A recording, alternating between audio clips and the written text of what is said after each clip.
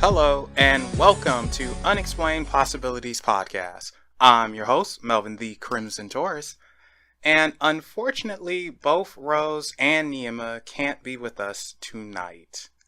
However, that usually means something significant if I'm going solo.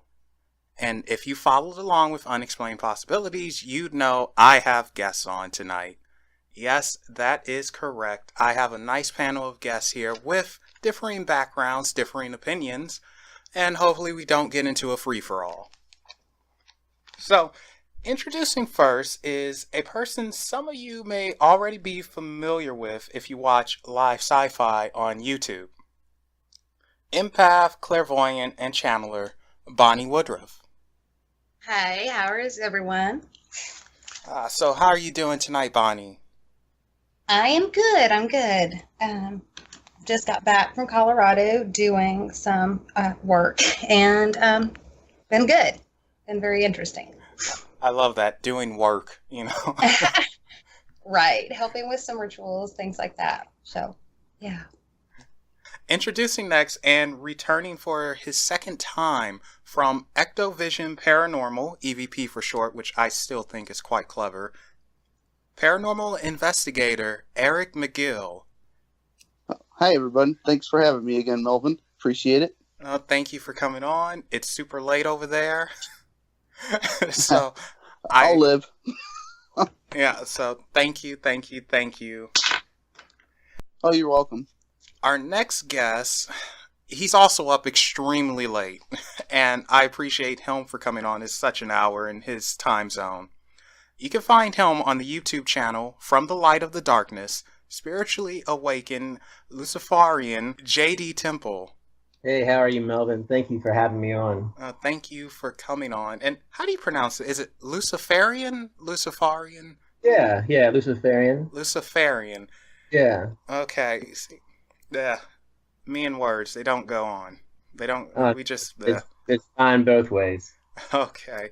Before we get to the topic at hand, I want to say that the discussion that we're going to have, it's different from what we would normally talk about on Unexplained Possibilities. As you know, we usually talk pretty deep into the paranormal, supernatural, and this time we're going another route. We want to talk about the concept of good and evil. And, you know, let's throw bad in there for good measure, too. And JD, I'm going to come to you first, because since you are a Luciferian, you might have a different view on the good and evil concept than most people. So before anything, though, what is a Luciferian? I think at its essence, a Luciferian is someone that really just strives to be the very best version of themselves that they can be, both, you know, mind, body, and spirit. It's really all about self-exploration, self-discovery, and really at the end of the day, being responsible for all of your victories and your losses, taking that onto yourself to know that you are responsible at the end of the day for everything in your life. And then using the vehicle of magic to mold your life in the best way that suits you. It's different than what people would initially imagine, and we were speaking about this briefly before we started the show up, but when you hear Lucifer, you think of something you don't want to mess with. Yeah, sure. Yeah. Unfortunately, it's the conception. Mm-hmm. Yeah, and I think through Judaism, Christianity, and Islam, people have been led to believe that anything that does not fit in the box of what they would call their gospel is something evil, or is something that is unclean, impure, something that you would need to steer clear of. And I think really the main reason for that is so that they can maintain their order and maintain their control over those faithful.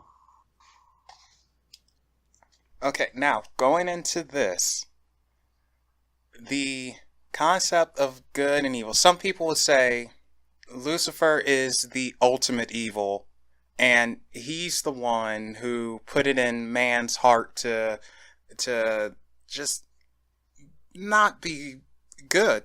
You know, go ahead and cause chaos, kill, all that naughty stuff that people blame on him. How do you feel about that? What's your idea of good and evil? Well, I mean, for me, Lucifer has never been anything close to any of that. It's always been a very warm, peaceful, loving, unconditional love type of relationship. But, you know, prior to my involvement, you know, in the occult really, and growing up a Christian, you know, I did have many, you know, much different views on many different things, you know, as compared to what I believe and what I know now.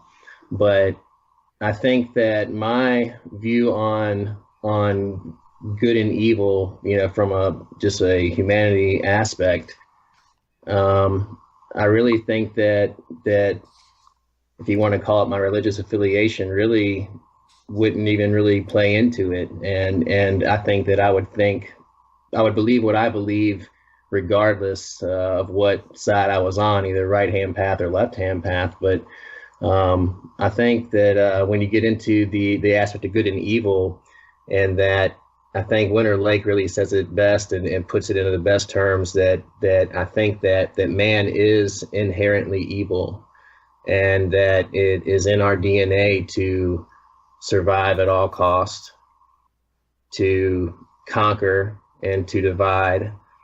You know, that's just kind of in our very fiber to push the boundaries of everything, and to, you know, leave no area unexplored, you know, be that on the earth, be that from a paranormal aspect, or, you know, cosmically. I think that we're just going to continue to push that envelope further and further. And I think that it's that evil aspect of our nature that's going to be the vehicle that drives all of that. Bonnie, what do you say? Well, first of all, I was raised and brought up, I live in Texas, so very king of the hill type of religion. I mean, literally, we kind of laugh. Everybody's like, yeah, I can hear your dad. Bonnie, that I just don't know about that girl, you know, and life has a way of opening your eyes to things that you may have been, I wouldn't say forced, but planted into believing. And so I did, I guess, walk away from Christianity in sorts, the idea of it. I don't like when people ask me what my religion is. It's really, I'm going to use my nice words tonight, but to not be a butthole. Oh, you can curse. We're adults. So. Okay, well, not to be an asshole. That's literally when people say, what is your religion? I said, to not be an asshole. Just not be an asshole, to be a good person, to be kind as I can, but not let others walk over me. Because, you know, being a sensitive person or sensitive empath, whatever, feeling other people's emotions, it tends to draw in the nasty people towards you. And I don't know what that connection is, but there is a strong connection. You end up getting more narcissist and crazy people in your lives than you would like. So I had to learn to have boundaries and stand up for myself when I needed to. So yes, I'm a nice person. Anybody that knows me well, they all know I'm a nice person, but I can be very not nice if I have to be.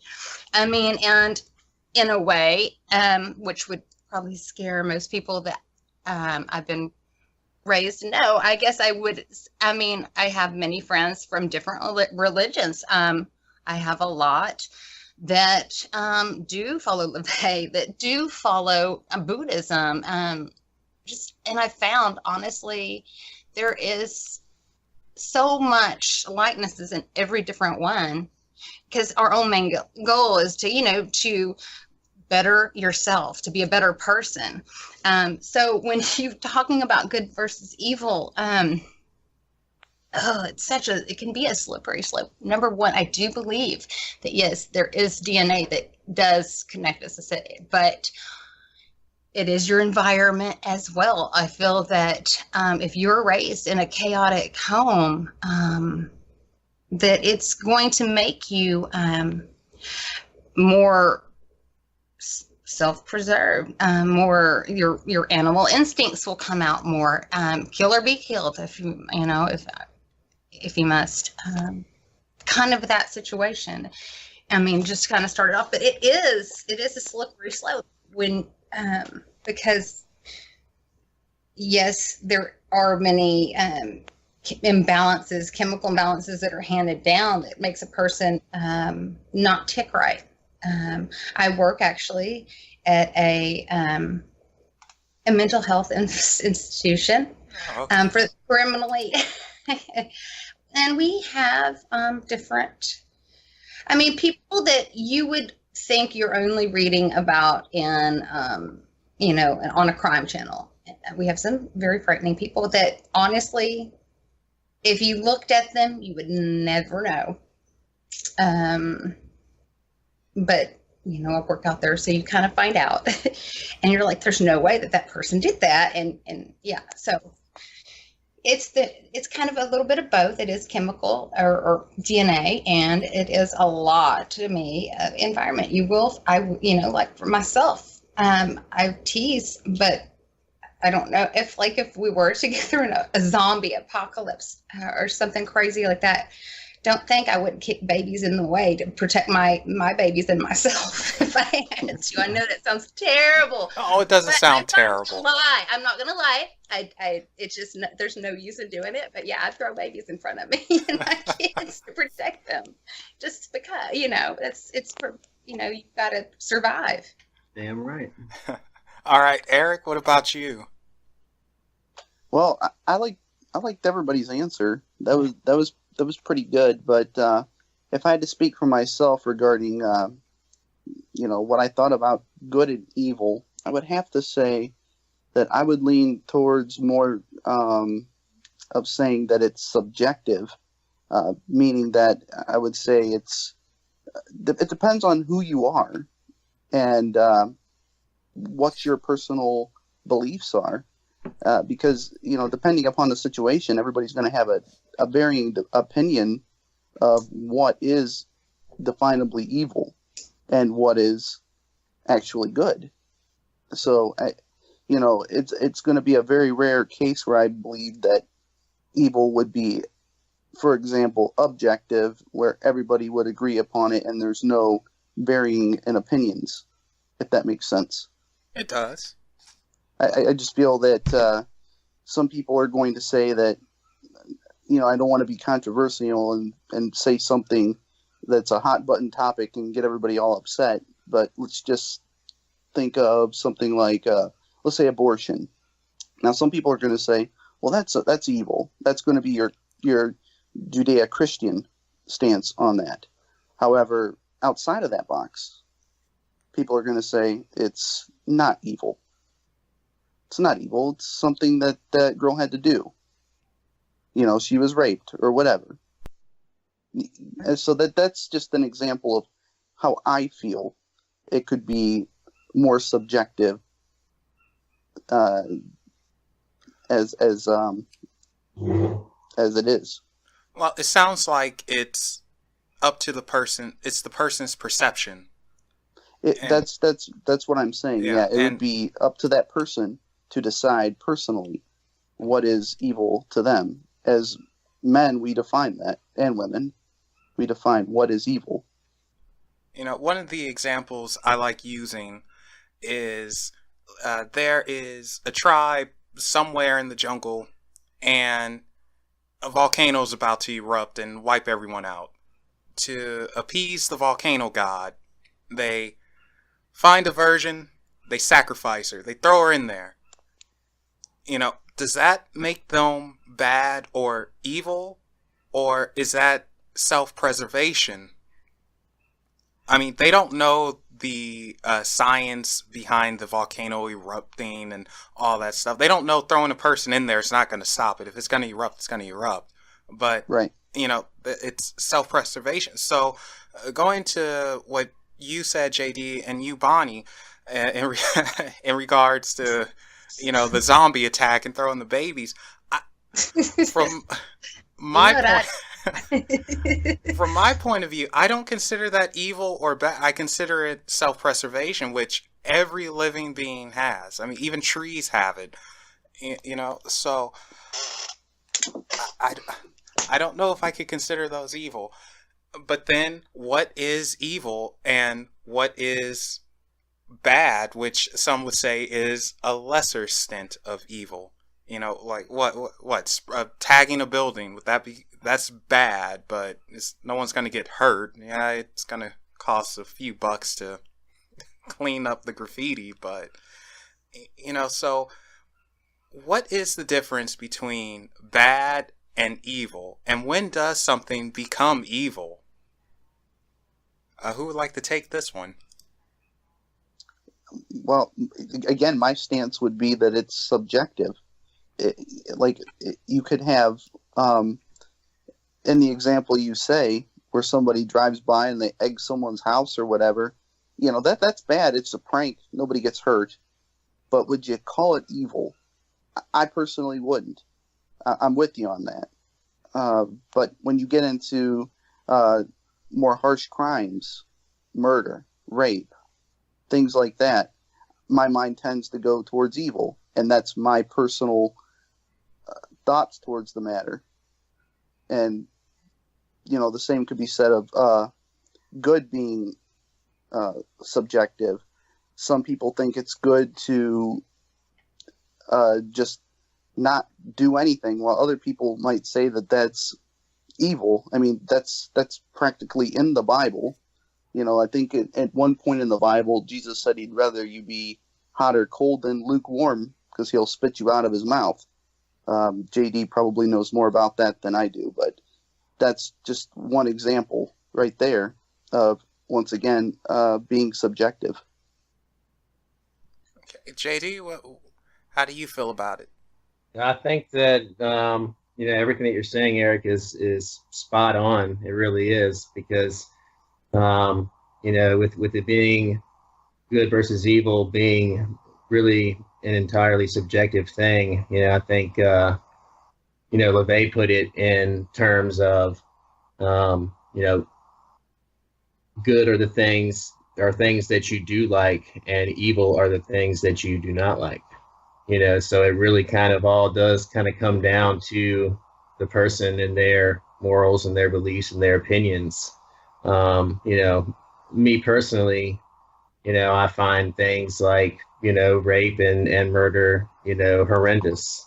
No matter how you look at it, I guess. I know there's always going to be circumstances to every situation, but, with taking those things out of it, a lot of people would have the stance of, well, who are we to say what is good and what is evil, because we're only but men, and how can we be the one at the end of the day to say what is good and what is evil? But I think that, deep down within our moral fiber, we know really what is acceptable and what is not acceptable, and what is okay to do in certain situations and what is not. But I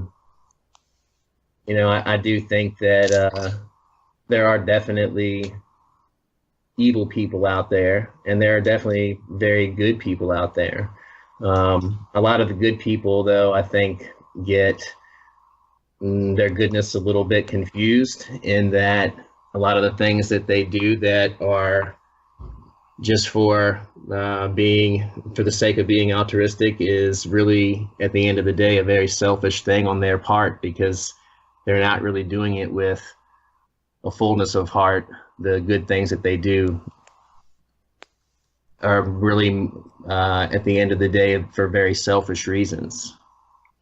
Yeah, that there are a lot of hypocrites out there. I won't say names or anything like that. I'll be nice for once. But there are many hypocrites who say they are doing something because it's quote unquote good and it's going to help everyone.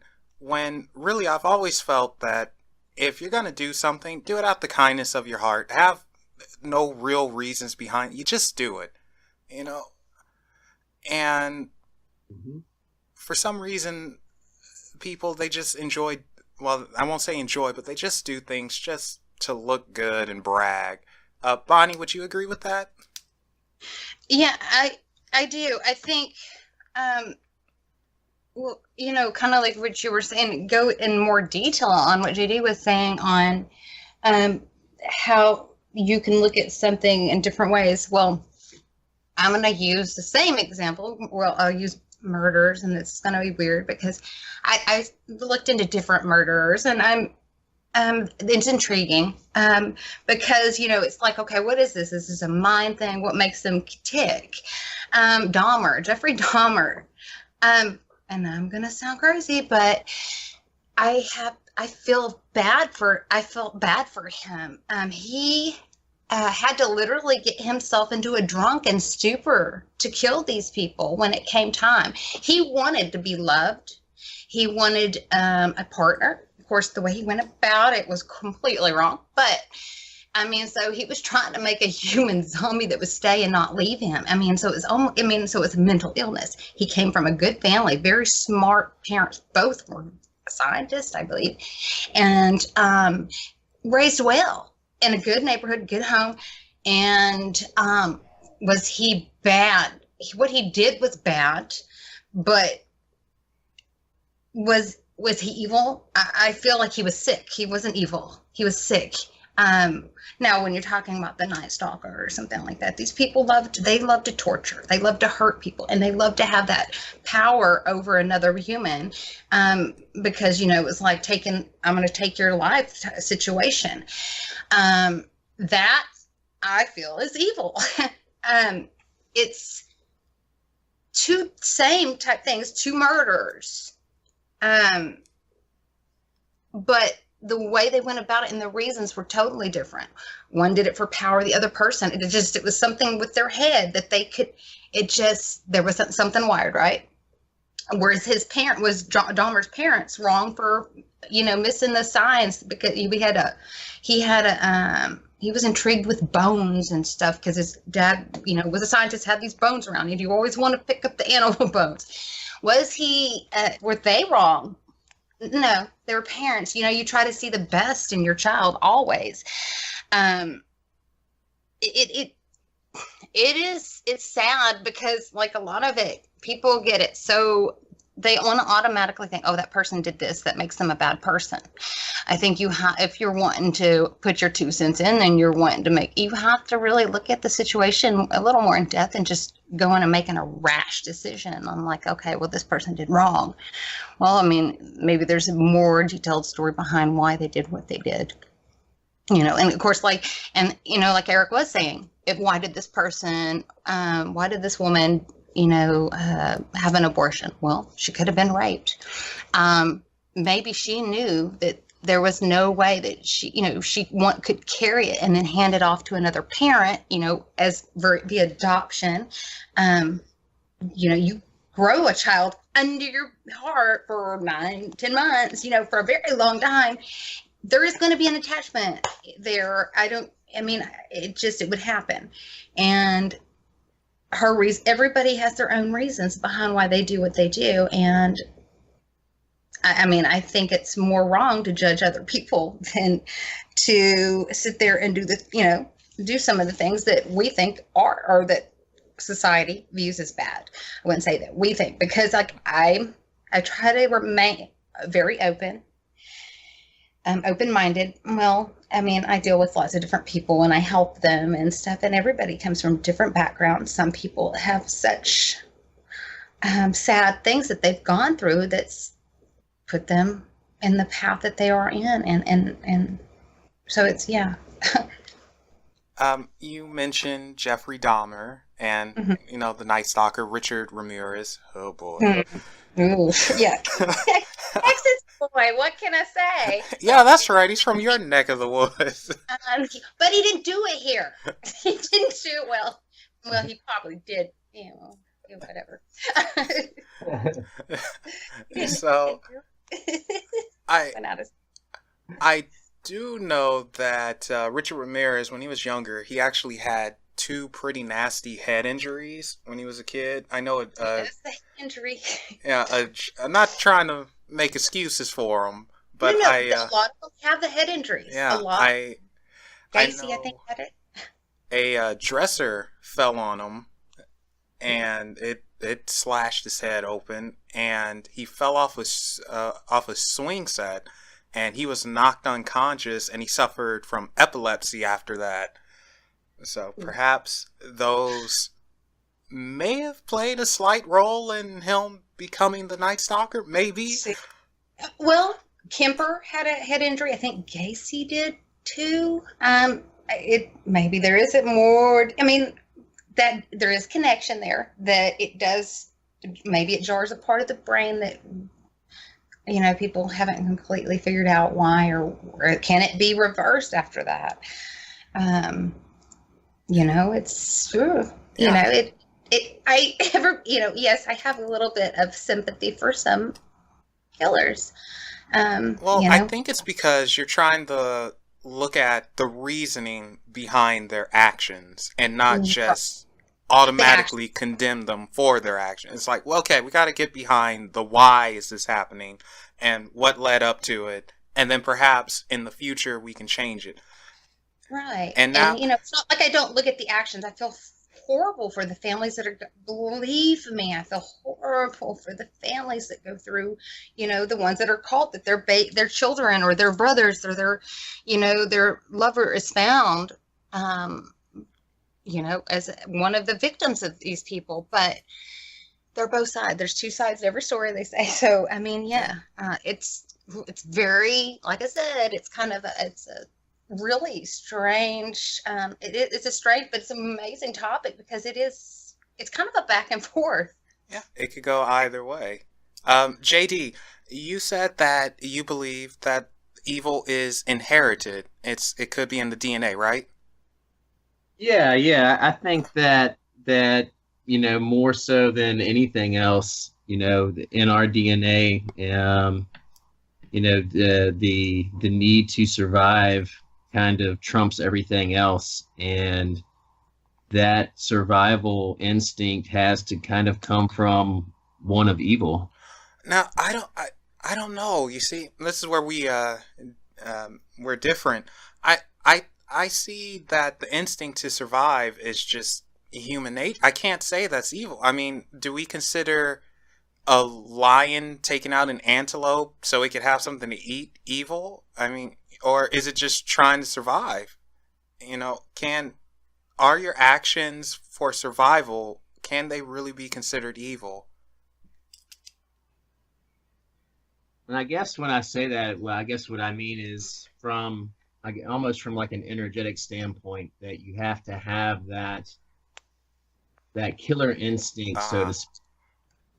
Maybe not necessarily that the actions are evil, but that you have to have that killer instinct within and of yourself, kind of first and foremost. And that's really going to be, when everything else is stripped away from you, that's going to be your guiding light and your only way to self-preservation. And in many ways, it has been our vehicle as a species to survive. Yeah, and we've done some underhanded things as well in our survival. Hmm. Oh, no doubt about it. Yeah. No Okay. doubt about it. Now, this is something I was thinking about. Well, I've been thinking about this for years and years, and it is, if we're taught to be evil, bad, let's throw racists in there, all that horrible stuff that we really need to get rid of. Hopefully one day we will. Or are we born that way? And because when we're born, when we're babies, we know jack squat, Over there we have baby Eric, and he's getting ready to stick his finger in the socket. Don't do that. That's gonna mess you up. You don't know any better. So, Eric, what do you think about being born and you don't have any good or any evil in you? You're a blank canvas. Do you think society, how you're raised, your parents, do you think they could play a part into molding you and shaping you into a crazy serial killer or a monk? Hmm. Oh, absolutely, absolutely. If your parents raise you a certain way, it absolutely influences who you are as a person. I mean, if you want to take it to another extreme and look at somebody who's feral, left out in the wild with no guidance whatsoever, absolutely they are not the same as you and I. We've been socialized. We're around people, and we experience things that obviously the person out in the woods would never get to experience and understand. You and I have the opportunity, and this is very important, to witness and experience something called compassion. It's something that you learn. And a lot of that is learned through hard knocks. You see someone suffer, it doesn't really affect you until you've suffered. Once you've suffered and you've learned what that feels like, that's when you understand, know, and feel compassion. So,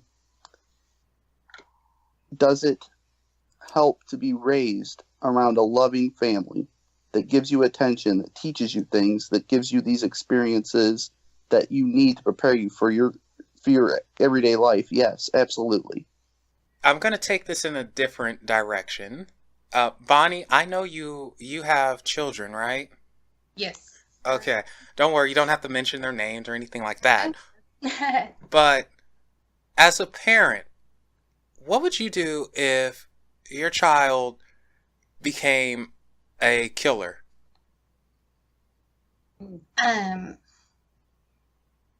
If my child, I would. Okay, let me take it a step further too. Would you still love him? Would you protect him? Would you tell people he's good, honest, he's good? Yeah, he stabbed several people and, decapitated somebody, but he's good, honest. Or, I am the type of parent. I was raised in a very loving home, but a little bit, I wouldn't say sheltered, but kind of. It was like they wanted to protect me in a bubble from everything and anything. And so when my boys came about, I wanted to give them that same love and that same security. However, but because by then I had already been kicked in the ass by life. And I didn't want them thinking that there was, Easter bunnies running around and Santa Clauses and that life is just going to fix itself and you can pray and everything's going to be better tomorrow. That's not how it works. If you want tomorrow to be better, you have to be better, work harder. Like with my 12-year-old. It's like, I'll tell him, he'll get mad because he's amazing at baseball. And if he doesn't have like first or second or shortstop, one of the infield, he would get mad. And I said, okay, guess what? Guess what that second baseman did? He worked harder. What does that mean you need to do? Okay. Because I tell him, you kind of like the preservation, you have to fight for it. Now, if they did something to that effect, murder, tortured somebody. Would I love them? Absolutely. They're my children. It's like you can't wake up and stop loving someone, no matter how bad it is. I have cared about people that I shouldn't, because you can't. I can't turn off my emotions that easily overnight. Now I can learn to protect myself from those type of people now, but my emotions, those feelings are still there for me. However, when my child's wrong, I will definitely not lie for them, not cover up for them. But I'd still support them. And I know that sounds kind of backwards, but I would be there for them, because, that's when they've done something like that and they're in trouble and they're fixing to face like death penalty or whatever. Is getting more, our life is in danger at this point. And, if that happens, well, guess what? I'm going to be there. I saw them into this world. And if they're having to be taken out because of something like that they've done, I'm going to be there every step of the way and love them and support them. Am I going to be proud? Hell no. Am I going to be it will kill me, because because I'll feel the pain of the other parents, because they lost a child. So it's being parent is like one of the most chaotic things there is, because there are so many up and down emotions when it comes to it, and when you're honest to yourself, like I have family members that refuse to see that their children are precious little angels always that they think they are, and I'm like, no, my kid's an asshole at times. I love him, but I was like, why are you being a little shit? And he'll be like, what? I said, why are you doing this? And he's like, I don't know. And I'm like, dude, think about what you're doing. And then, of course, like when I wake him up like that, it does. They'll perk their eyes and they're listening, because I talk to them almost like too much of a grown up, but I'll talk to them. They're not stupid. Just because they're young does not mean that they're not absorbing everything they hear. They hear everything. They remember. They're sponges. And so yeah, it's great. I would still love them. Absolutely. I would probably die with them at that point, because I'd be so hurt by what they did to another human, for one, because, well, with what I do, I respect and have empathy for the spirit world, so it would tear me apart to know that my child had done something to take the life of another person.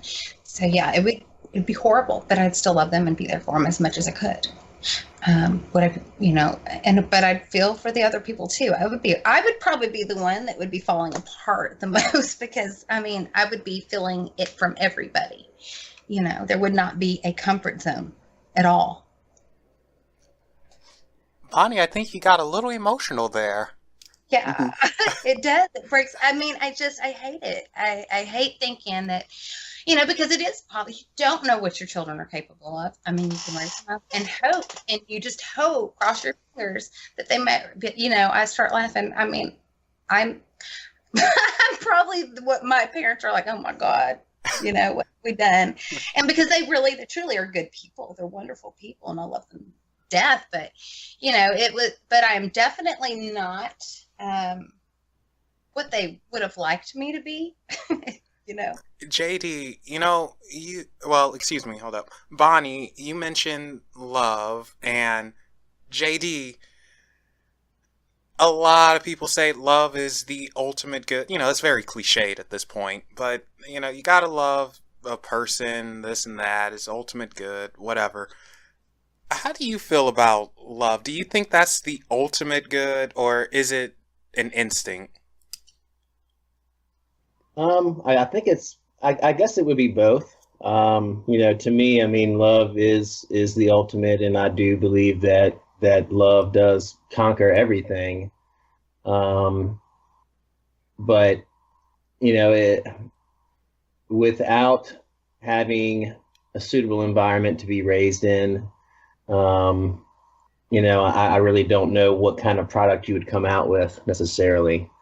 Because I agree with what both, all three of you have said about, and your environment being very important, and being raised in a loving environment is very important, and that you will learn and benefit from those things a great deal. There's no doubt about it.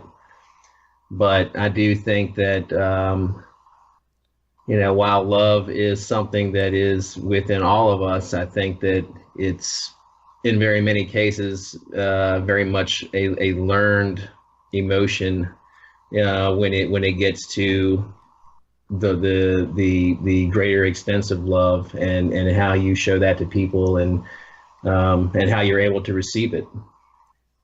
Because I think that, prior to conditioning, and prior to being in those social settings, we are all animals. And while we can be capable of great love, I think that we can be more easily capable of great atrocity, if you will, which would be a much more natural thing for us as animals. Okay. Eric, how often would you say you're on an investigation in the paranormal? How often am I on an investigation? Yeah, I have a point to asking this. Don't worry. Or Okay. how often do you go good. out and investigate? Well, I would say as of lately, it's been averaging about once every 3 weeks. Holy smokes, for real? Yeah, there's a lot of work that goes into it, with all the review and all the editing and what have you. So yeah, it's actually quite busy to do that. Yeah. We do the home investigations, and we do the businesses, and I guess what we'll classify or call the bigger locations, which we use to kind of help promote our team and promote the locations. So yeah, we stay busy with it. All right, folks, you hear that? EctoVision Paranormal, busy as bees. And as a matter of fact, go check out their YouTube channel, EctoVision Paranormal, and also go check out From the Light of the Darkness, which is JD's YouTube channel. You'll love both of them. Bonnie, do you have a YouTube channel? I know you have one, but I do. I'm just starting to really kind of, I've been pushed more into this, I guess you'd say the paranormal, or I hate the word psychic because it sounds so silly, but to me, I just in tune, okay. open, and but I'm being thrown more into it than I ever realized. So yeah, I'm gonna do a bit more, kind of tools to help people, because I get questions all the time, what can I do for this, or what can I do for that? And, just to kind of explain it and help people out, do readings, so forth, like that. And, of course, like with my house, I have a little, where I live, we are actually a big ley line and a fault line. And so I don't get a great deal of just wonderful sleep all the time. So like, I'm like, okay, all right. Like I'll just turn, I do have an SB7, which I can hear sometimes. It's different. However, they try to interact with me. I recently just found out I can automatic write, which was kind of interesting. Well, that's kind of creepy. It was very creepy because I was writing in a language that I'd never, I've seen runes, but I was doing the older version, which is the Ogham's Taves. Bonnie, we're going to have to get you back on to talk about this. That's interesting. Oh, goodness, yes. And I actually had somebody to translate them, and more of them were meaningful than they were just chicken scratch. So it was pretty interesting. Yeah. Yeah, the high mountains of Colorado didn't mean no good. It was not. It was interesting. And JD, you're capable of channeling, right? Yes, uh-huh. Okay, and have you had, well, if I was getting ready to ask something very stupid. If you're able to channel, of course you had interaction with spirits. I mean, Oh, yes, definitely. okay, so since all three of you have some type of interaction with spirits, have any of you come across something, an energy that just didn't feel right, that just felt like this is bad, I should stay away? And have you had any experiences or come across an energy that felt very positive and, I guess for lack of a better word, good? Eric, let's start with you. Well, see, with regard to that negative feeling that you're referring to, I want to make reference to something that Bonnie and JD both had touched on. Instinct. That word. Instinct is something that occurs naturally. And I think that you have a tendency to fear naturally by instinct what you don't understand. So when I'm on an investigation and I get an odd feeling, something that doesn't feel quite right, I try to push through it. And the reason for that is it could be my body or my mind. It could be my body or mind's natural response to something that I'm not used to, I'm not familiar with, or I don't understand. Does that make it evil? Does that make it something that's there to harm me just because I feel fear or I feel uncomfortable? I don't believe so. You know, the paranormal is just so vastly unknown, and we're out there for a purpose. Our team is. We're out there to try to experience and try to capture these anomalies and try to get something to substantiate claims of clients. So when we're out there and we're doing this, we kind of try to push through those things just enough to see if we can get something affirming to show to our clients or share with people on our channel. But yeah, I mean, I on an investigation, sure, there's times where I feel uncomfortable. If you wanted me to cite an example, I could do that. Would you like for me to do that, or just keep on go ahead. rambling on? Give an example. Well, we were at a home in Coshocton, Ohio, and this was one time it was a funeral home, and I happened to go into a room because we had heard a loud noise, very loud, very distinct, and I felt as though the noise was made intentionally as a way to get our attention. So I walk over to this room, and as soon as I crossed the threshold of the door, I felt very, very, very uncomfortable, almost as if something was furious at me. So I started apologizing out loud profusely. Number one, I didn't have the camera running, or I thought I had, maybe it was shut off. I felt terrible about that. And number two, I made a terrible mistake. We were falling behind, and I didn't take the chance or take the time or the opportunity to introduce myself and explain why we were there. When you're in a home and it's someone else's home, you should always introduce yourself. That's just common courtesy. So I'm in someone else's space, a spirit's, in theory, and I didn't take the time to introduce myself. So I went ahead, I stopped, and I did that. I did all that, and I apologized. And that feeling, that dread, that anger, whatever it was that was making me feel uncomfortable, it immediately changed. The whole atmosphere changed. I felt almost as if whatever was there was welcoming to us. And we even were able to capture some EVPs in other rooms and other areas of the house that kind of backed up what we were feeling. So I suppose that's an example of something, or one time that I felt something negative rather, and it turned out to be not so bad after all. Yeah, you wouldn't say it was something that wanted to harm you. It wasn't evil. It wasn't bad. It was just somewhat upset you were invading its space without being more courteous.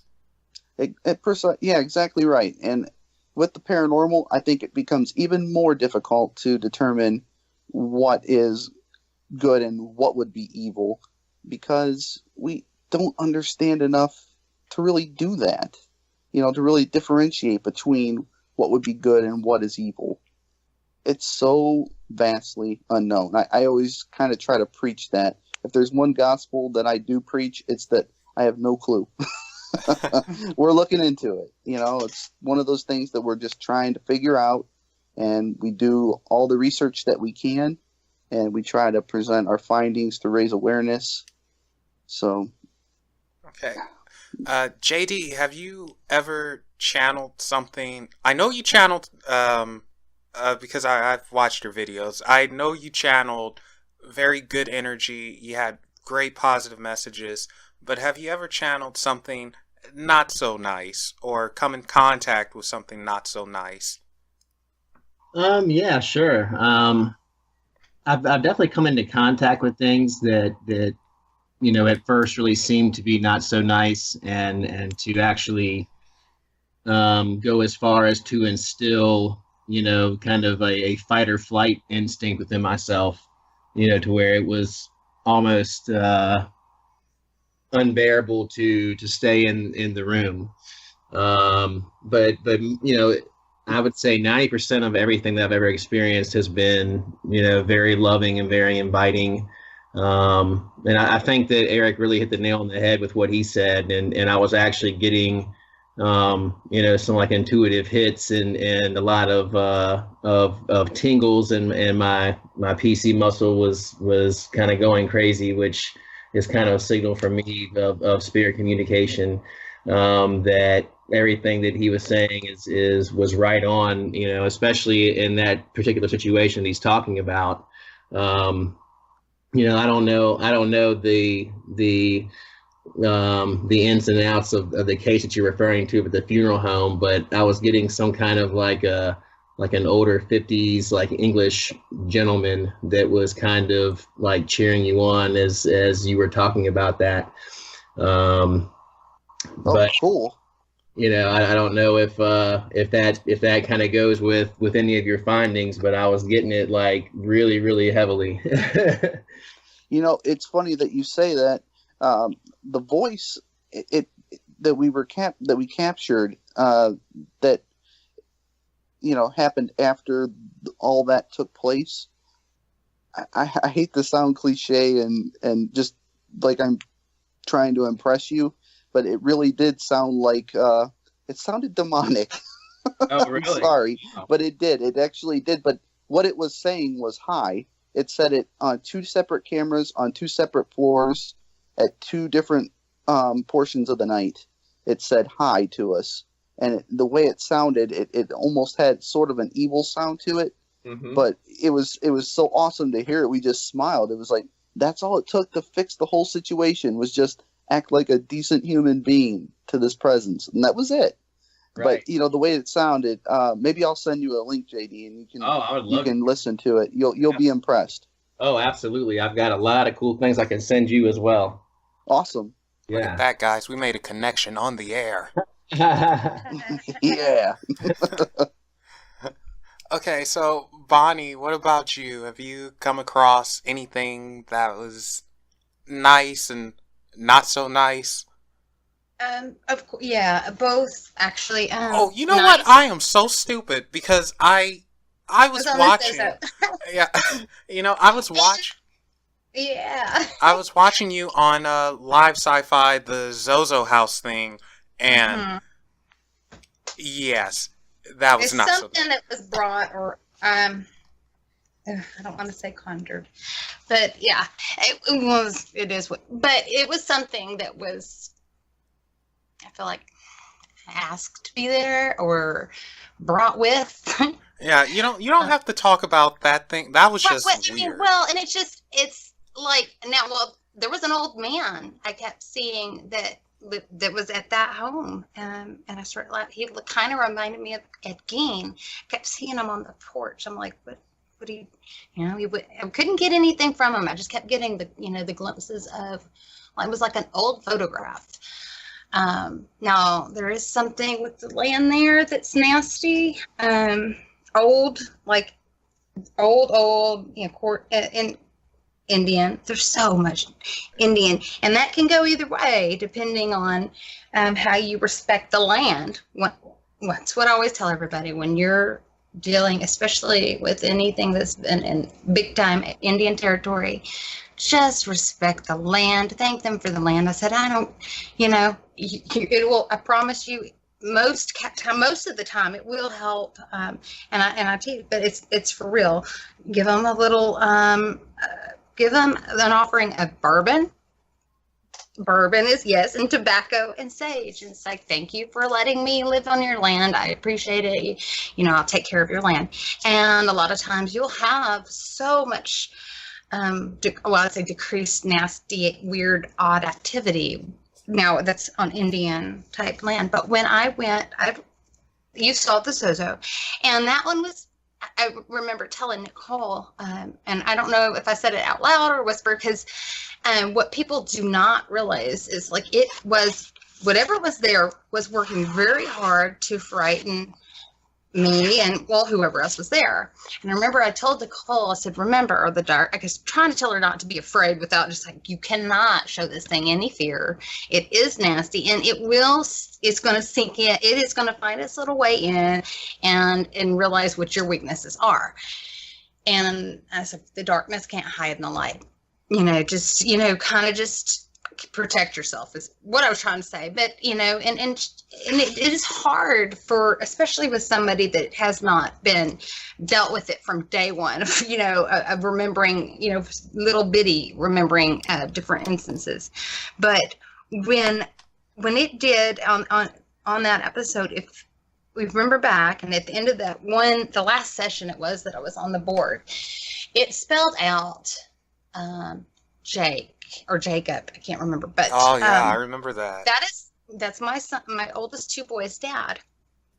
And what nobody knew at the time is that he had just been diagnosed with brain cancer.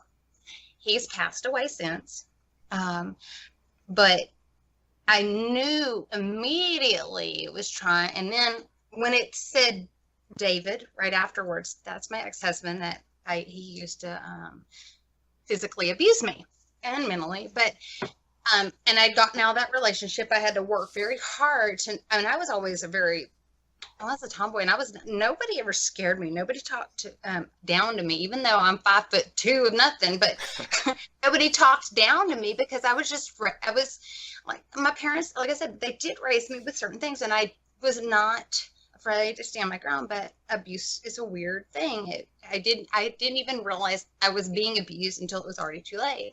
And David is the name of my youngest son's dad. And so it was working on triggers. It was working on triggers. And Tim nor nobody else in there knew, because I had at that time, I'd still kept a lot of my information private because of my ex David, because he was kind of doing the stalking thing at the time. And there was no way anybody knew those things. And I was going, okay, I'd never been on the board before that, because I'd never needed a board before, you know what I mean? It was odd. I knew that there was something there that was trying to frighten me. That one I didn't really let affect me too well. I had been mentoring with my mentor, and he really he strengthened me at that point. Now, this last thing that in Colorado, up in the mountains near, oh goodness, it's called Animus Forks. I've never been so frightened. I didn't want to get out. And I was like, I will die. It was bad. It was this overwhelming dread. I mean, it was because of the heights, but there was something out there so nasty that it made me physically ill, that I got sick to my stomach. And I was like, oh my God, I just want to go back. I can't. I said, I'm embarrassed. I said, I've never been this affected. And as soon as we got back, I passed out and slept till the next morning, and was still tired all day. Whatever Holy was smokes. up there was strong. Do what? I just said, holy smokes. Oh, it was, and you know what's funny is I've never seen anybody, like any of the major shows, do Animus Force. Look it up. It's beautiful and so eerie at the same time. It was an old gold mining town, so there's that kind of savagery of that area. Anyway, it's got some nasty residual, and plus there's something up there that was never human. I'll just put that much out there, that but it's powerful. I would say it's beyond scary. It's powerful. And I knew it was bigger than me. And there was, you know what I mean? It's like, yeah, don't mess with this. This is, you're a little tiny shit compared to this thing. So just don't go messing in it. Don't step in, something you don't need to. As far as good, I also have been at the Haunted Magnolia Hotel, which is in Seguin, Texas. It's been on Ghost Adventures, Ghost Brothers, and it's been on a lot of the different shows. I did meet one of the best, and I actually have a clip of that. I'm leaning in to tell Mark, with the investigator. I said, there's something behind me right now. I can feel it. And I kind of one of the things I'll do is I'll kind of tippy toe, I'll step up and kind of bounce. It was just weird, this weird kind of up and down motion I do every once in a while when they come, and I didn't even realize that I do it, but I've noticed, some of my little tics since then. Since getting to watch myself back, I'll always do this tippy toe stand thing, and I lean in to tell him there's something behind me, and you'll see this orb. Now it's not an orb. It's a bright, it almost looks like a laser pin, but when somebody's in front of it, there's no bending. It stays the same right, and it just kind of slowly dances around me and goes around him. He jumps because he gets touched because it goes around him, and then it kind of slowly, and it stays, I think, 45 seconds, if not longer, on camera. It stays around. I couldn't believe it. This was in the underground Indian raid shelter. Now, it wasn't it wasn't bad. In fact, it showed me, it was actually gave me I could see an Indian raid coming in, and the mother and her trying to protect her kids. And then my guide, which is Native American, he goes, nobody won. I mean, so he gave me an important message, meaning that when it came to the Indians and the first American settlers here, nobody won when it came to fighting over that land. Everybody lost. And so it was kind of, because I'd always kind of had a big heart toward the Indian and how they were treated. But then I realized everybody lost when it came to that. So he that was the spirit that was in there, was very uplifting. And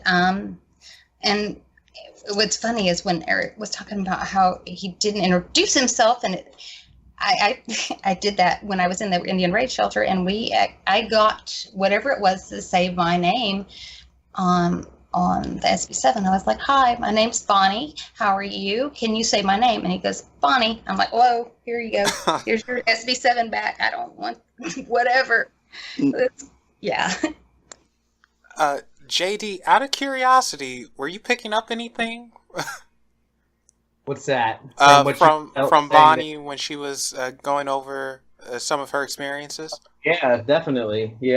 I was definitely feeling that older man that she was talking about, and I guess that was something to do with the Zozo thing. Yeah. Yep. I was definitely kind of, I think, seeing what she was seeing and feeling what she was feeling at that time. No doubt. And with I felt some very, very similar things that she was describing in Colorado when I was in Utah in the mountains back in November. I think that those mountain ranges out there are it's extremely, extremely spiritually charged. I mean, it's you find like every area, every cave or every mountain top that you visit has a different spiritual energy about it. It was something to where I think it's like every time I would visit a different location, you never really felt the same thing twice. You're right. I seem to be missing out, so. You definitely got to get out there if you haven't. Maybe Try one day. it once. Maybe one day. Okay. I said I never wanted to go back, but I'm already wanting to go back. It's terrible. It's like I can understand. So we're getting ready to enter the very heavy part of the conversation, which someone's going to get butthurt out there. I don't know who, I don't know when, but it's going to happen. I want to talk about good and evil in the religious aspect. And, I'm already sorry if I insulted anyone right now. I don't mean it. It's just how I am, how I speak. But it's so many religious texts that make good and evil, well, good versus evil, they make it black and white. And maybe that's not the correct thing to do.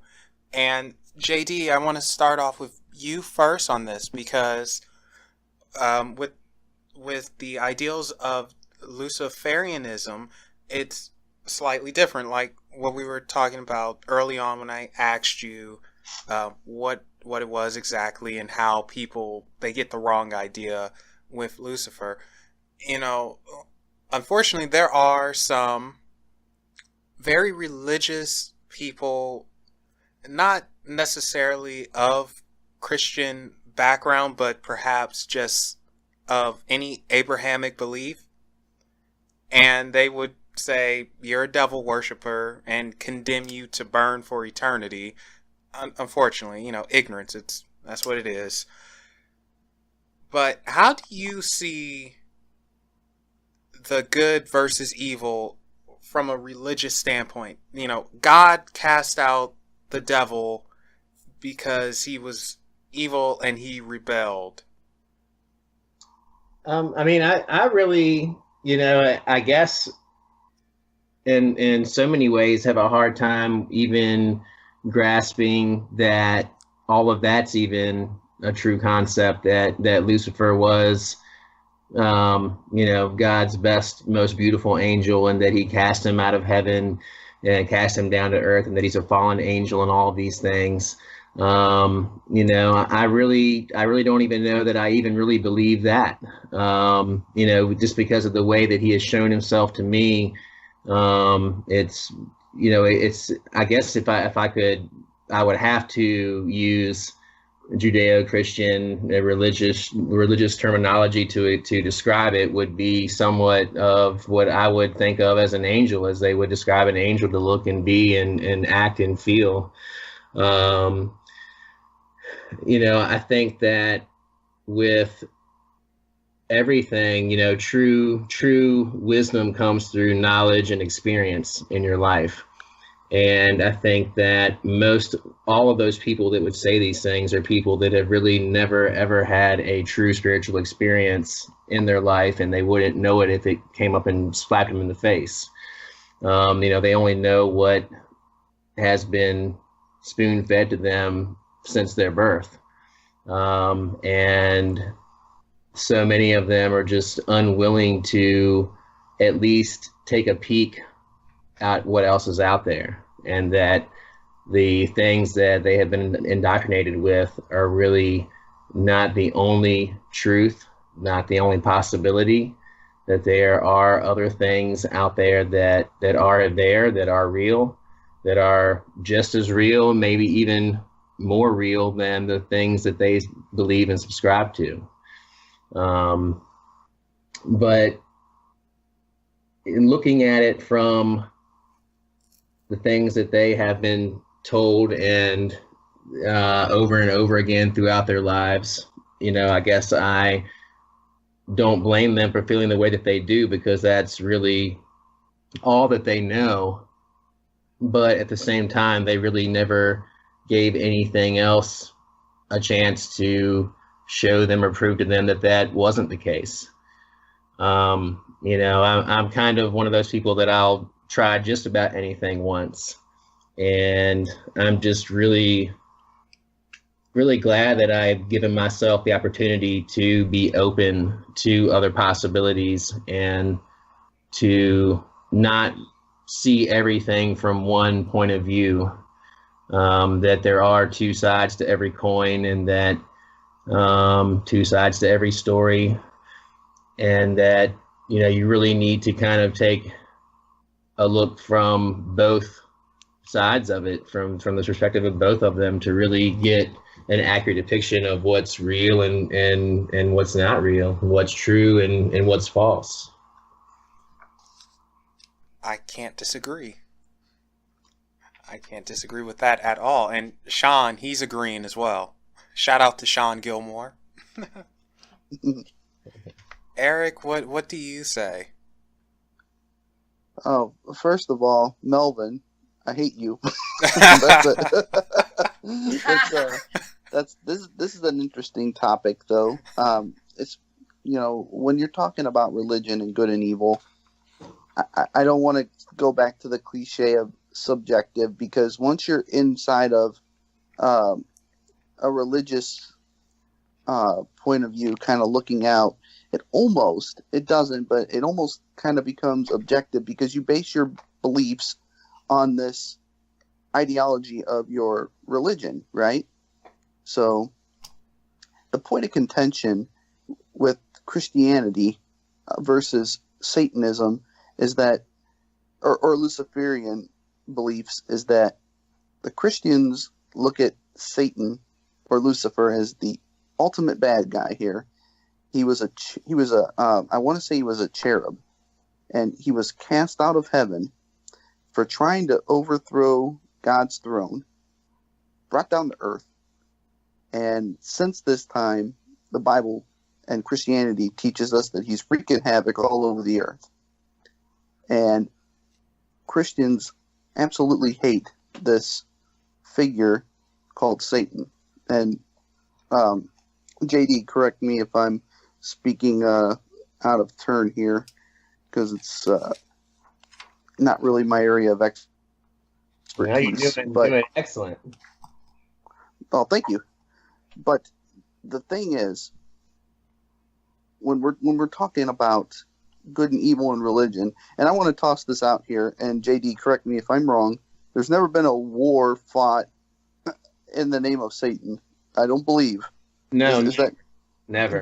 But there has been wars fought in the name of God, and yeah, that is so sad to me. Thousands.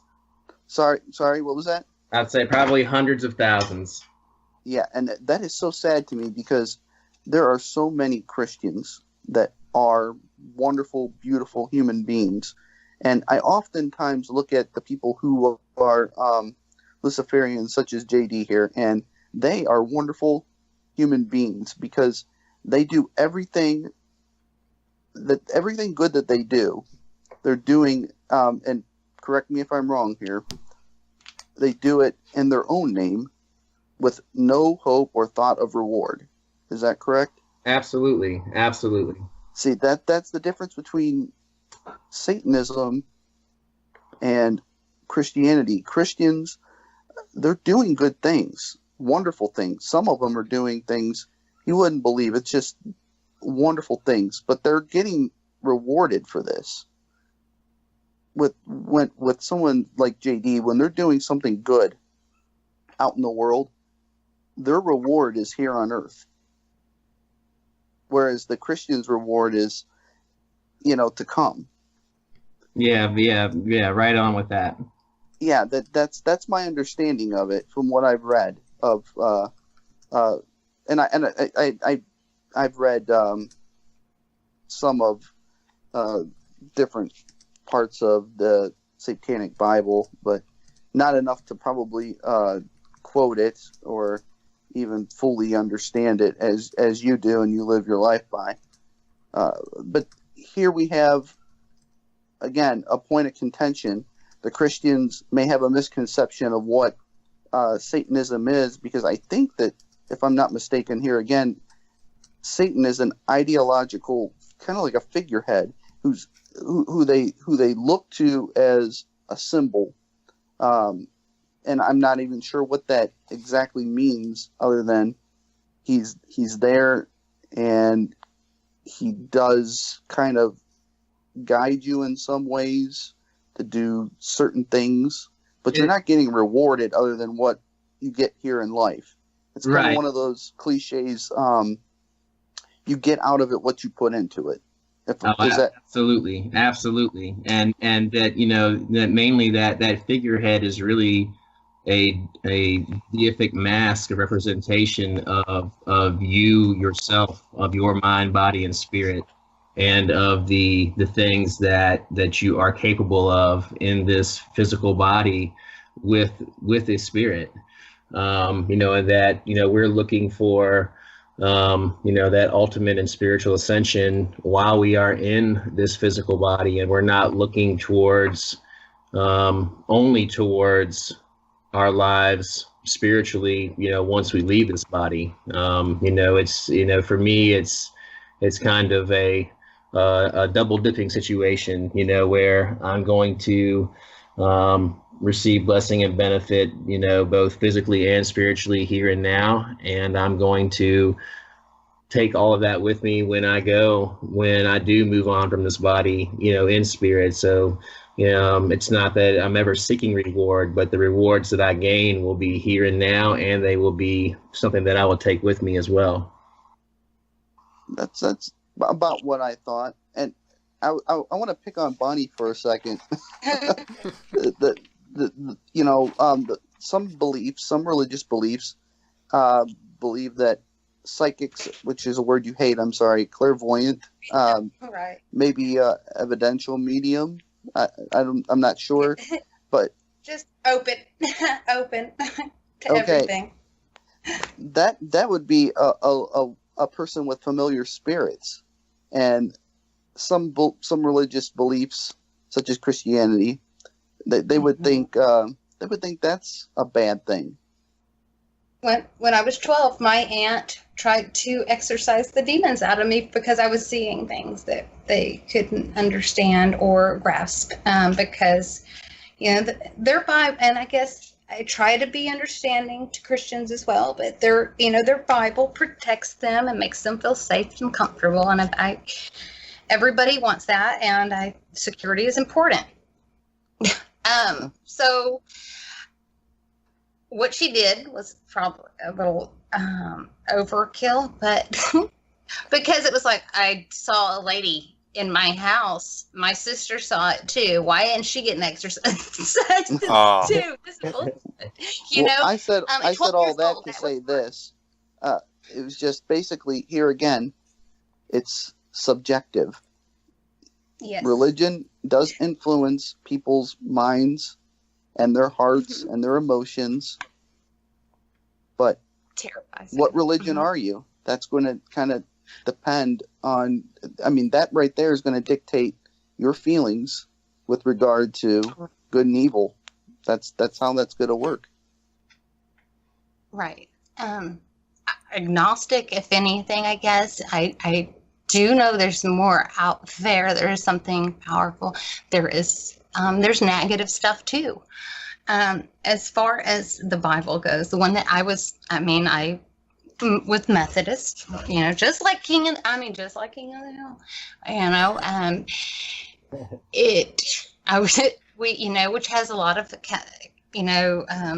of the same beliefs, and it's Catholicism. And, you know, of course, it was just like we took out Mary. We didn't have to talk to her to talk to God or whatnot. But the Bible was written by a man. My family, their beliefs are that, but it was by the word of God. But man still is going to put their 2 cents in. I don't care. A man's man. They're just, I just don't see how every bit of that was ever true. And I think that's where my family, even when I was little, I would question, things, and they'd get mad because, especially when they didn't have an answer. they'd blow up and say that I didn't have faith. And I'm like, well, what's faith? And so I'd hit them with another one, and they're going, oh my God, what is wrong with you? Why can't you just believe, without question? And I'm like, but, isn't that what you're supposed to? I just thought you're supposed to question those things. Why just trust anybody? But I mean, like,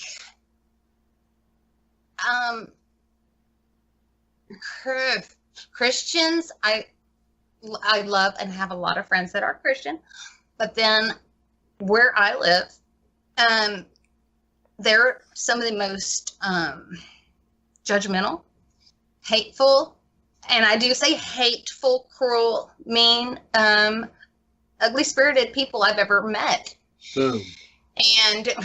And I call them, but I've finally got to, meet. I have a group of friends from another podcast. I listen to several podcasts that I listen to, and, they all hail Satan or hail yourselves. And it's, they're some of the nicest, most supportive, from different backgrounds, from different beliefs. Some believe in spirit world, some do not. But they're amazing, loving, very supportive people. When my son's dad passed away, I had so many of them apologize than people in my own hometown. A lot of them, people in my own hometown, felt bad, but the majority of the support came from these people, some of whom I'd never met. And,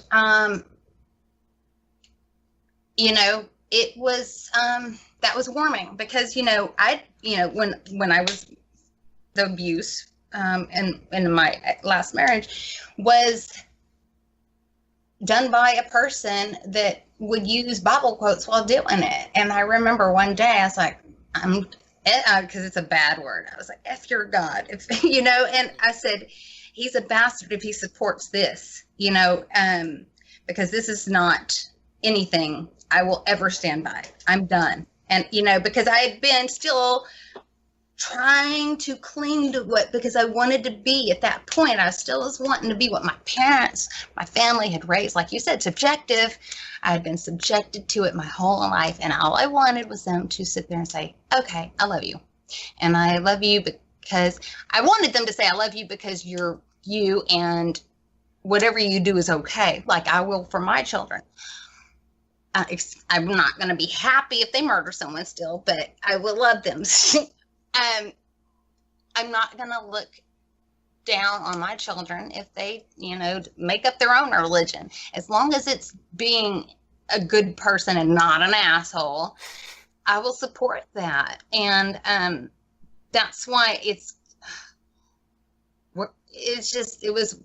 I was one of those people that it was so bashed in my head that, I've come to terms that I'm probably going to go to hell in at least 7 religions. And that's okay. But sorry for laughing. No, it's true. I always tease about that to my coworkers, and they're like, "Oh God, Bonnie." I was like, "I am." I was like, "Only one I won't." I said, "The Buddhists will love me. They'll still love me, but there's several of the other religions that are not going to be too happy with me. I can't. I still. Even going into my son's dad's funeral, I was like, I feel so awkward walking in here. Like I needed to hold my head down, and I felt like Constantine walking in. It's like, is there gonna it was really awkward because let me tell you what's awkward. This was back in my high school years. Thank God it was only 2 of them. I graduated early. I didn't drop out, people. Oh wow. Yeah, I was like 15 when I got out of there. So, but anyway. I remember they were having mass, and even at my young age of 14, 15, I was a smart aleck, and I always questioned things, and this was a Catholic school, and, I was sitting in the back and just like, what are these people doing? And they said, Melvin, do you have any sins you want to confess to? I was like, sins? God, you guys, and I said, you know what? Yeah, I do. And I stood up there being a prick. I believe in aliens. I believe people who kill in the name of God are crazy. I believe priests are psychos who need to get laid. And so I was like, I just let He loose. blasted him. Oh, you paid for that one, I'm sure. So. Well, it didn't matter because it was my last year there anyway. So, okay. So Sean asked the question here, and it's a very good question. Do you think that the pain of being hurt can cause a person to become evil, or are they just surviving based on their experiences? Wow. Anyone want to take this one? Okay. Question. Yeah, I think it could. Yes. I've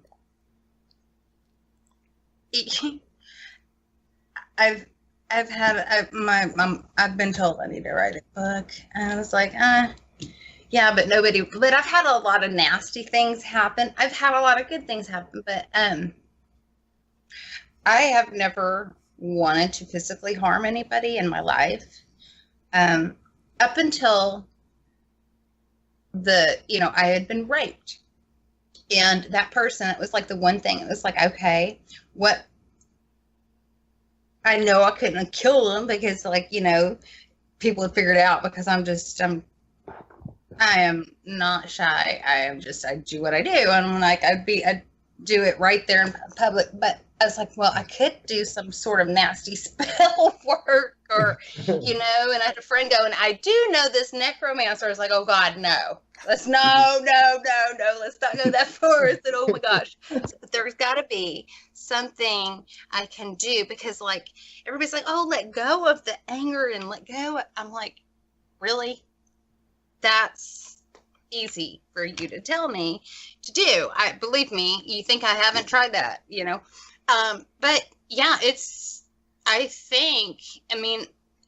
when you're in the type of work that, we all are in, when it comes to paranormal, you have to kind of keep those things, your anger, your hate, your rage, your happiness, all those things under control and kind of get them out in a even non-destructive way. Had I not been mentored, or had I not been around people that knew how to help me, I could have definitely went nuts, right? And so yeah, I think that it could make it go that direction. Absolutely. I'm gonna need the question repeated.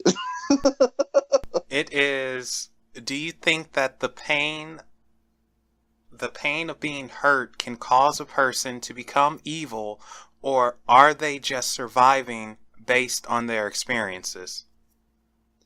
Well, in my opinion, this is my personal opinion, evil, again, being subjective, is, from my point of view, something that you either have in you and it's like a seed which would grow, or it's something that you don't have in you, and adversity and different things coming your way will make you grow into a different kind of person.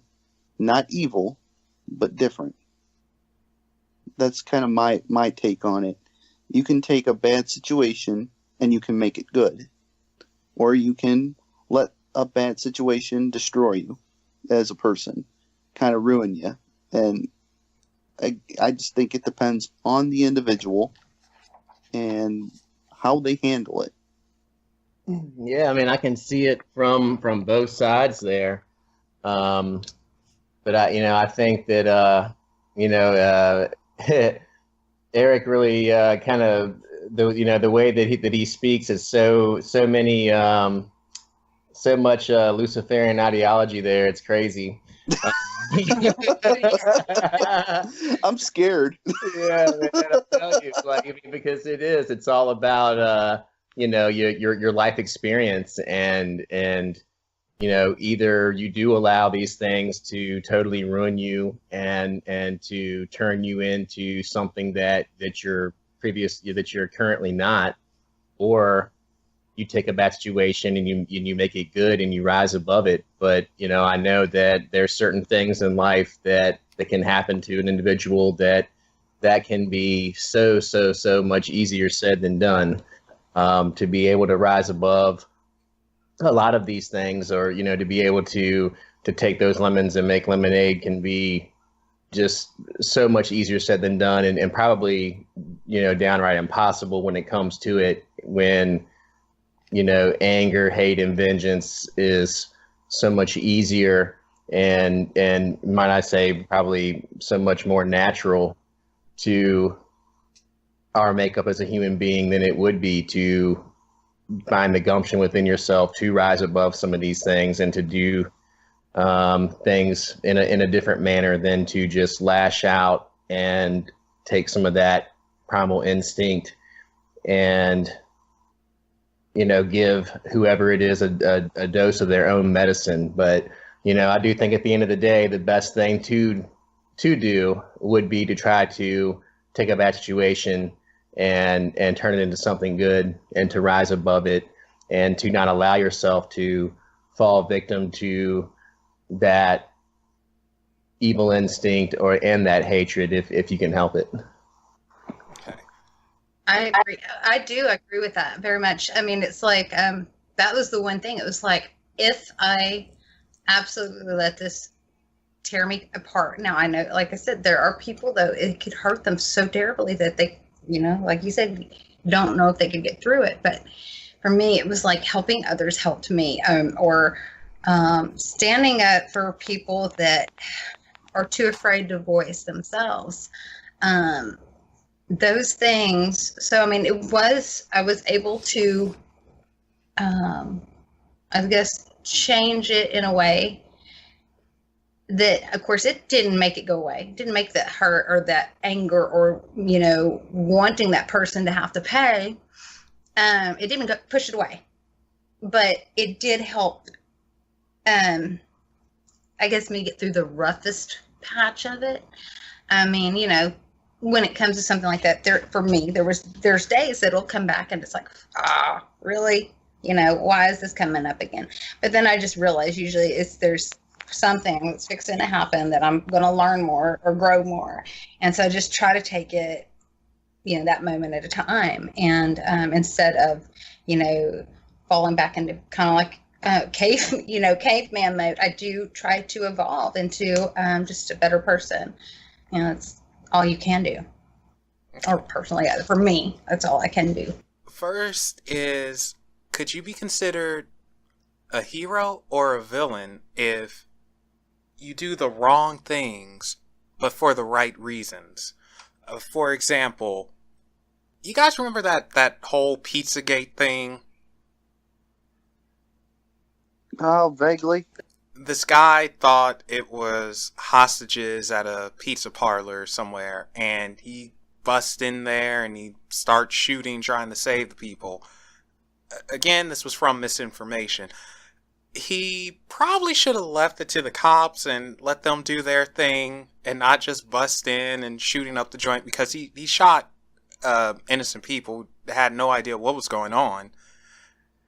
And, you know, that was wrong. I think we can agree with that. But he had good intentions behind it. So can we condemn him for that? Like, does that make him bad, or does that make someone like that like, well, I guess you had the hero complex going, you're good. You did the wrong thing for the right reasons. So would that make him... Can I field this one? Go ahead. He's bad. He's bad.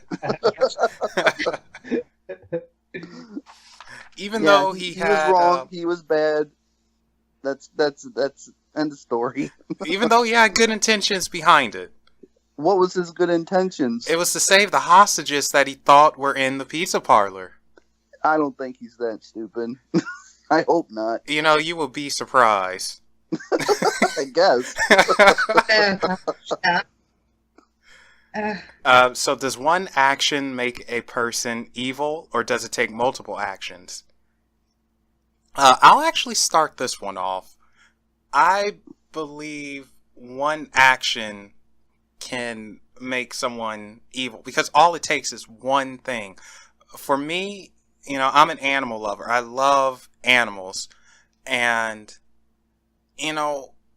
if I see someone abusing an animal, like a kitten or a puppy or something, that it can't protect itself, it can't do anything, there's something very off with you. And I think that one action, it will change my entire outlook. I don't think it will take multiple actions, because it just takes that one time. And that's it for me. But of course, it does depend on how severe something is. But in this case, though, if it's an animal abuser, instantly, like, no, you're done.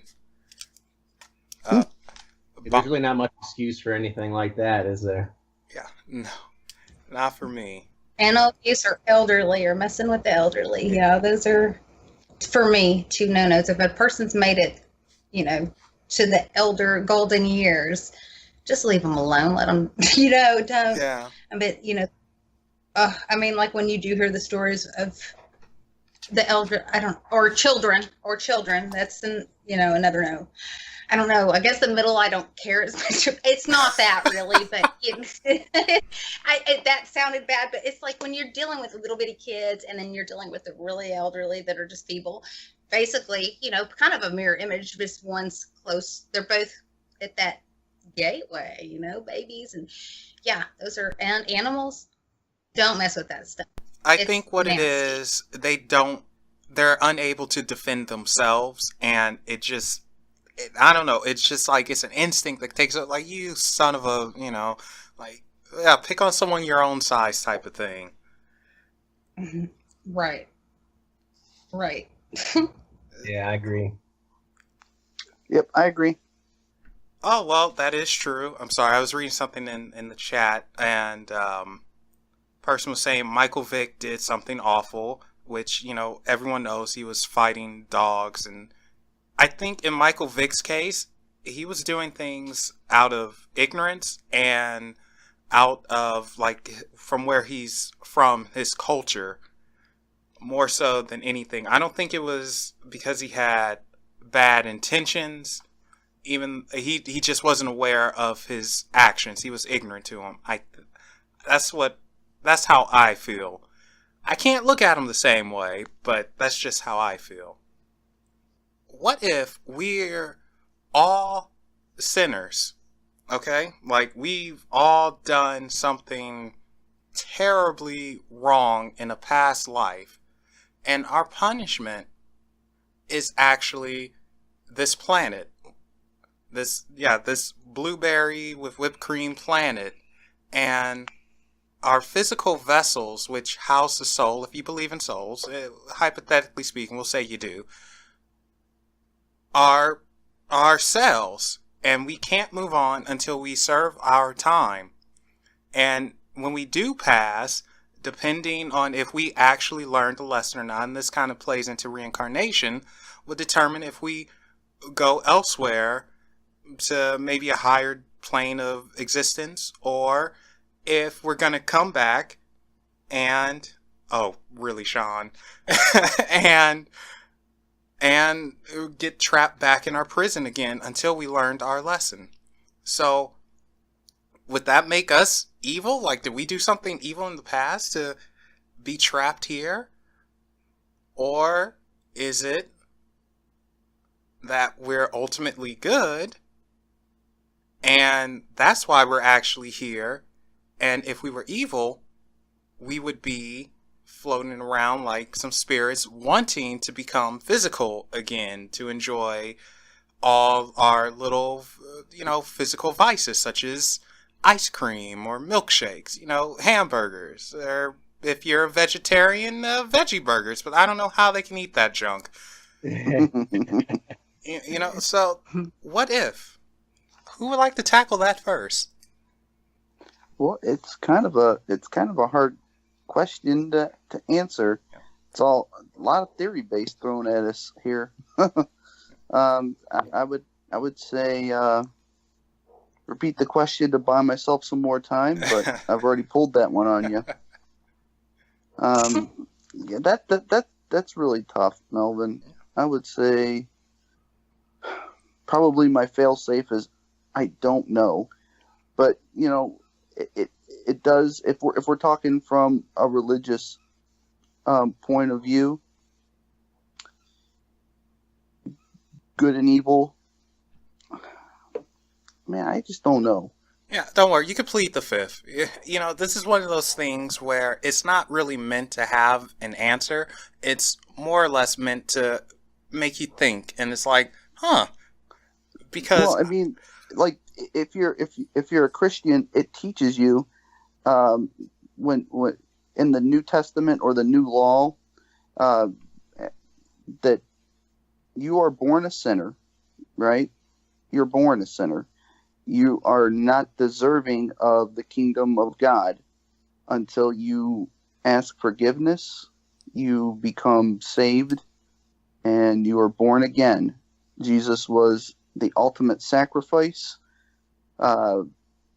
for Christians. They even make reference to the blood of the Lamb washing over you, and you're clean then. You're no longer a sinner. You belong to God. So, are you born a sinner in the Christian belief? Yes, you are. But in other religions, maybe not. I don't know. There was a lot of theory thrown in there, so I probably missed something. oh, it's fine. Actually, you know what though? Why is it in Christian belief? Why are we born as sinners? I don't understand that. Like that's when we're at our most original innocent. sin. It was Ah, the Our original parents. sin in Genesis. It was I that guess from eating temptation. the apple. Yeah. It was the they called it the forbidden fruit. I think it's kind of controversial in the sense that the fruit might be like a metaphor for something a little more of the sexual nature. I've heard that before. Don't eat of the forbidden fruit. I'm not sure if that's true or not. Yeah, it But- does have to do with sexuality for sure. Okay, so Yeah, I've for- heard for that. basically needlessly releasing your sexual energy. Yeah, it's Well, then I'm- it's kind of in there. It's almost like the fruit was a metaphor for that, and I believe Shakespeare. I can talk. I swear. He borrowed that for Romeo and Juliet. So because Adam loved Eve so much that he was willing to die for her. The wages of sin being death. He partook of that fruit. And he died that moment that he did that. That's when that original sin was passed on to everybody, and they were born sinners. And I think a lot to do with that is that there's so much energy, there's so much power within the human orgasm, within, human sexuality. And that's something that, Christianity especially, that and many other things that they want to keep people from really understanding the true power that they hold and the true power that is within them, and that they have this power harnessed and that they can unleash it. But no, you're not supposed to unleash it. It's bad to unleash it. It's bad to understand these things. It's bad to even want to learn these things. You do as I tell you to do, and you don't do the things that I tell you not to do, and you'll stay nice and dumbed up and easy for me to manipulate. That's my take on it. Oh, okay. I learned something new today. Well, no, I absolutely number one, if that's the case, then I'm not gonna ever make it in that decade, and it's whatever. I don't care.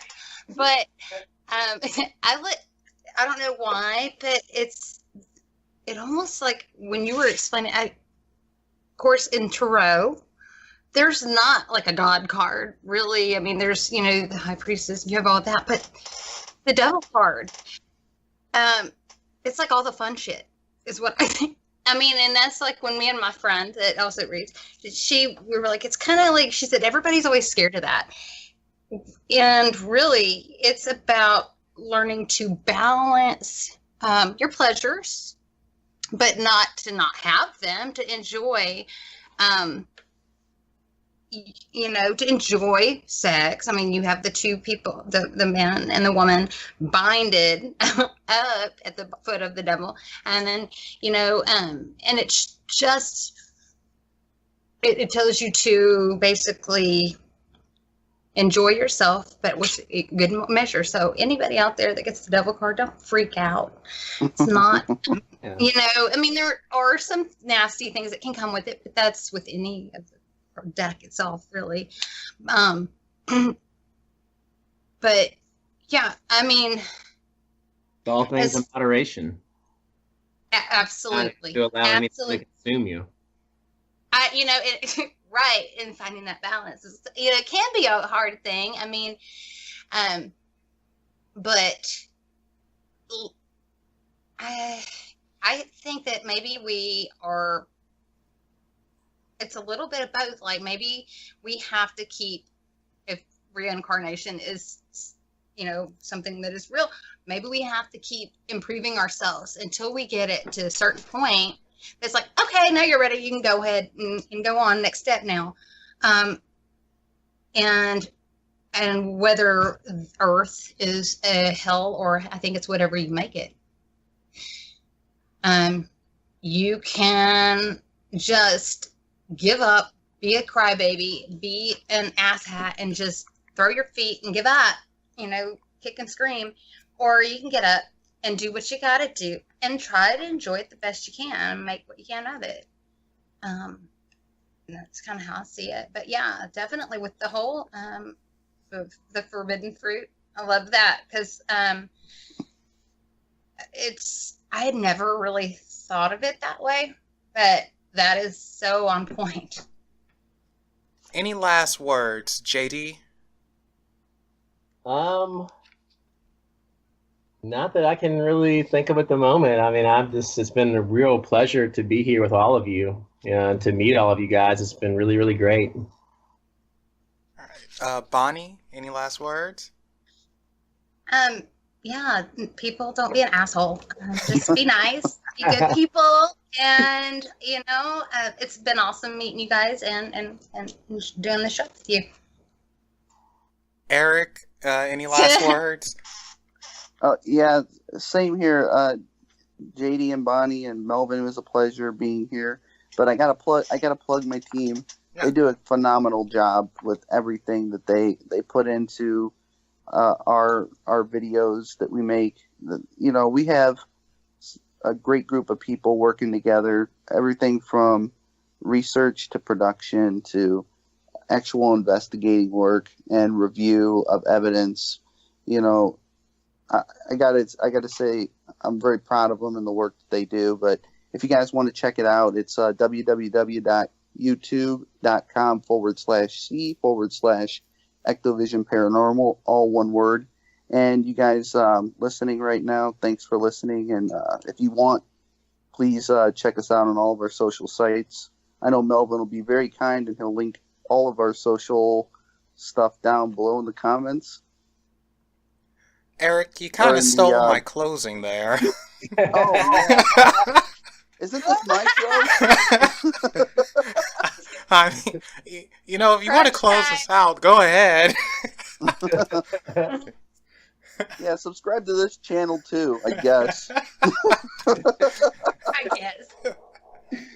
Oh, Lord. Yeah, so you guys, don't forget to check out EctoVision Paranormal on YouTube. Don't forget to check out From the Light of the Darkness, which is JD Temple's YouTube channel. And I'm going to link it anyway, Bonnie. I don't care if it's not that much stuff on there.